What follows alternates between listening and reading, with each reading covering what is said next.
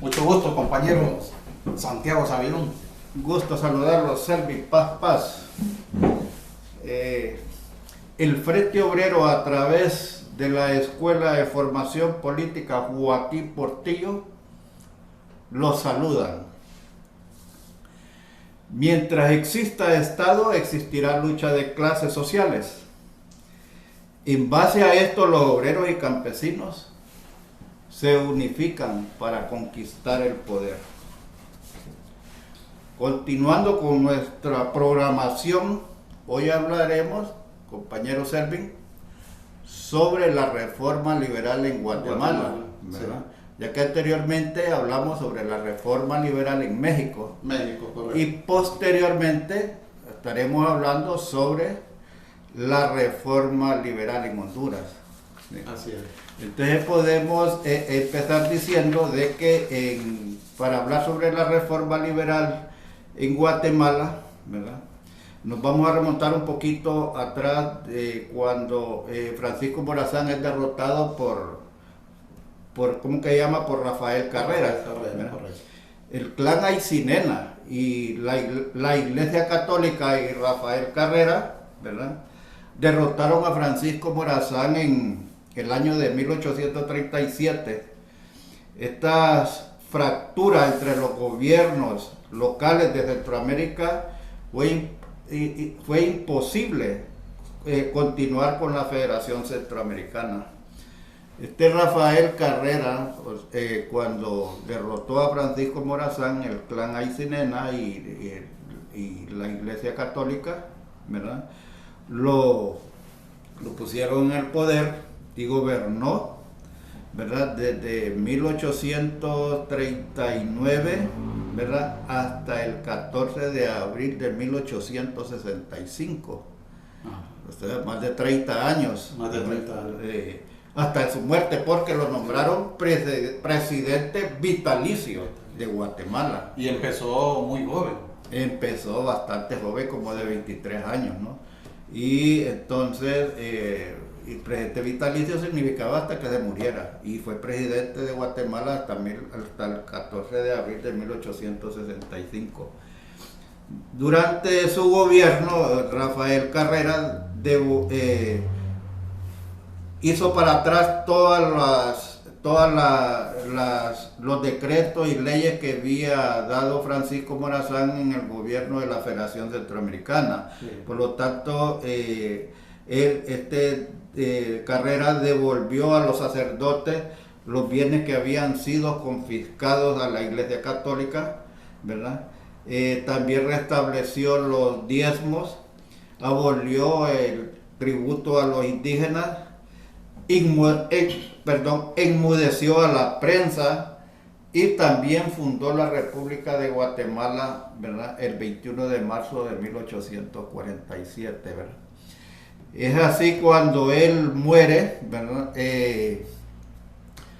Entonces regresan de México, ¿verdad?, algunos liberales que se habían asilado en este país desde la derrota de Francisco Morazán. O sea, estos generales eran unos liberales que pelearon a la par de Francisco Morazán y gobernaron a la par de Francisco Morazán, entre los que tenemos a Miguel García Granado y Justo Rufino Barrios, ¿verdad? Correcto. Entre otros, ¿verdad?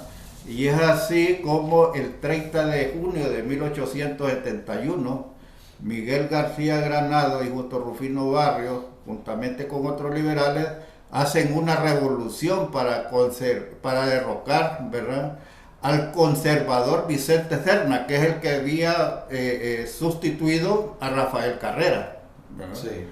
Entonces, los liberales ganan la revolución y nombran presidente provisional a Miguel García Granados, ¿verdad? Este gobierno puso en marcha la reforma liberal, ¿verdad?, decretando la libertad de prensa. Se creó el Ministerio de Fomento para desarrollar la agricultura, el comercio, las vías de comunicación y las líneas telegráficas. Además, se cambió la bandera de Guatemala, porque la bandera de Guatemala seguía siendo con los colores de la monarquía, ¿verdad? Sí, De sí, España. de España, correcto. Entonces tenían los colores de la bandera de España, Sí. ¿verdad? Se eliminó, o sea, el amarillo y rojo, ¿verdad? Entonces se eliminó, o sea, esa bandera y se propuso lo que es la bandera actual, ¿verdad? El azul turquesa y la franja blanca, ¿verdad? Y el quetzal. El quetzal, correcto, y además cambió el escudo de armas también, Sí. porque el escudo de armas en ese tiempo, o sea, Rafael Carrera había puesto el escudo de armas que casi tenía la monarquía. Una monarquía, Y ya el escudo de armas de Guatemala cambió por el quetzal, ¿no? Además de esto, este gobierno de Miguel García Granados y Justo Rufino Barrios, ¿verdad?, expulsó la orden de los jesuitas, que eran los que dirigían la educación en Guatemala, ¿verdad? El 3 de septiembre de 1871, el gobierno les dio 24 horas a los jesuitas para que salieran del país. 72 jesuitas salieron ¿verdad?, de Guatemala hacia Nicaragua. Hacia Nicaragua. Sí. Justo Rufino Barrios y Miguel García Granados, entre otras cosas, tenían serias diferencias entre ellos dos, porque Miguel García Granados era un liberal conservador, ¿verdad? Era entre liberal y conservador. Sí. Es que él tenía también un problema de que él pertenecía a la familia del clan Aycinena, Ah, ¿verdad? sí. Entonces, por eso es que él era conservador y manejaba la situación, ¿verdad?, queriendo quedar bien con todos. Entonces, mientras que Justo Rufino Barrio era un liberal radical. Entonces eso lo vio el pueblo de Guatemala y entonces Justo Rufino Barrios sustituyó a Miguel García Granados en la presidencia. Y entonces esto no le gustó a la Iglesia Católica, ¿verdad? No le gustó a la Iglesia Católica y al mismo Vaticano, ¿no? Pero, o sea, cuando Justo Rufino Barrios toma posesión, ¿verdad?, de la presidencia, en su discurso él establece de que el clan Aycinena, la familia Aycinena, la iglesia, ¿verdad?, conjuntamente habían derrotado a Francisco Morazán. Entonces dice Justo Rufino Barrios en su discurso de toma de posesión, y esto no volverá a suceder. Entonces inmediatamente él hace una serie de decretos. De ¿no? decretos, correcto. Sí. Y seguido a eso, ¿verdad? Aparte de lo que ya se había aprobado, de lo que había decretado el gobierno de Granados, ¿verdad? Viene con una serie de medidas y decretos, ¿verdad? Justo Rufino Barrios. Y esto conlleva, pues, a frenar de alguna manera el poder que tenía la iglesia en esa época, ¿verdad? Así es. Sí. Entonces decreta, por ejemplo, la eliminación de los diezmos, ¿verdad?, y las órdenes religiosas, la libertad de culto, ¿verdad?, la educación laica, gratuita y obligatoria, la extinción de las cofradías. También decreta la secularización de los cementerios. Hace una reorganización de la universidad, ¿verdad? Elimina la eliminación de los recursos teológicos, los cursos más que todo, no recursos, sino que la eliminación de los cursos teológicos. Así es. Sí.